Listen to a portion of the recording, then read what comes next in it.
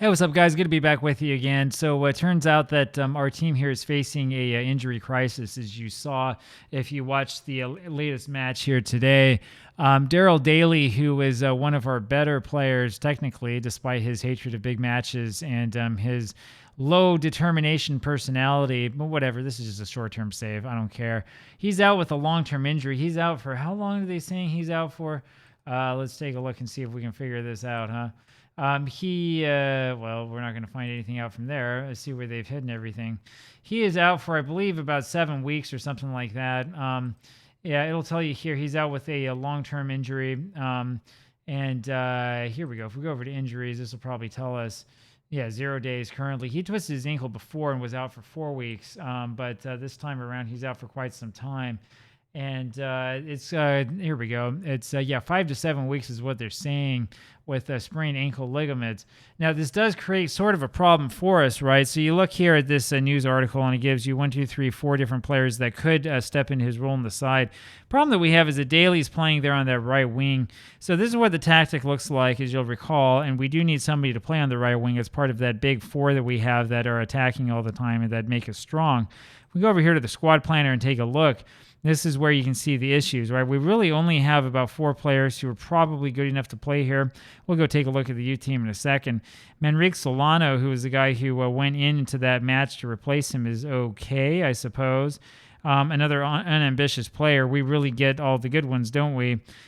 He has absolutely no value at all. And when we look at the coach report, it's this famous one of might not have the required ability or potential, right? Which tells me that he probably doesn't have a 3-star potential.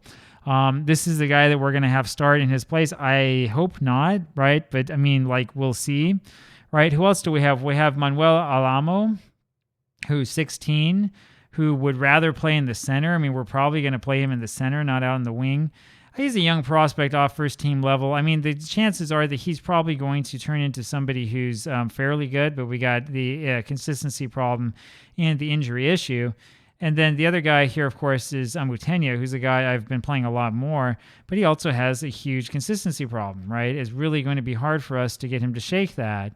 And according to the coach report, he is an exciting young prospect, which is a good thing to see, but there are some concerns. Now, the question that we have afterwards is, do we have anybody else over here who might be worth looking at? And I mean, not really on the attacking right wing side. I mean, the one thing that we have aside from these grayed out players, I mean, whatever, is we've got this guy, John Hawkins, and he's another completely inconsistent player who's how old is this guy? He is, it probably shows me over here, actually. There you go. He's 16 years old. He's small. He's undersized. And if we go look over here, he's another young prospect off of first team level. So there's a chance that he may be able to star. But, I mean, probably not that great a one.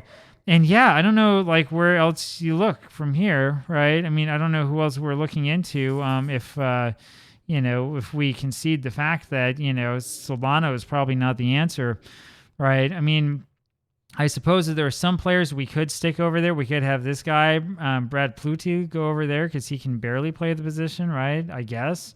I mean, I don't know. What does the media think? Who else do we look at? Jim Roca is the other one, right? Who, again, kind of, but we'd rather have him play in the center. It's kind of a problem, right?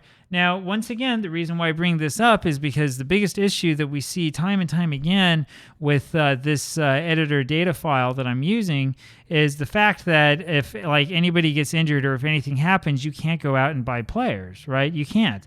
I mean, even if you're saying, oh, well, I'll wait for the winter transfer window, there is no winter transfer window. It's nothing but the summer where you have 5 weeks where people can come along, right? So you do all of the scouting into different players. Maybe you find someone you like, maybe you don't, but it doesn't make a difference because the chances of you signing them are 0. You can only sign up to 4, right? So it creates huge issues and huge problems. It's really unfortunate, and I've noticed this as I've been playing through this. Instead of being able to really sit down and focus on this and have a lot of fun going through, who are the players and trying to figure out ways to patch some of these holes in the squad, what I have to do is I have to rely completely on the players who are already at the club, and I just sort of ignore everything else, right? So scouting reports come in, and frankly, I don't really care much for them unless the guy looks like he's a can't-miss winner, in which case he probably doesn't want to come to our team because of a reputation, right? This is the problem. This is the reason why when you're making files like this, you need to make sure that you allow the human manager and the computer managers to do transfers. If you have huge restrictions on transfers, you're going to have bizarre things like this happen. It's an interesting challenge if you want to do a youth-only challenge, but it's not so interesting if every team in the whole league or in the whole country is doing a youth-only challenge. Then it's kind of boring, and it turns away from being exciting football manager, and it turns into sort of click continue a bunch of times and then pretend you did something. Anyways, my take on that. Talk to you guys later. Bye.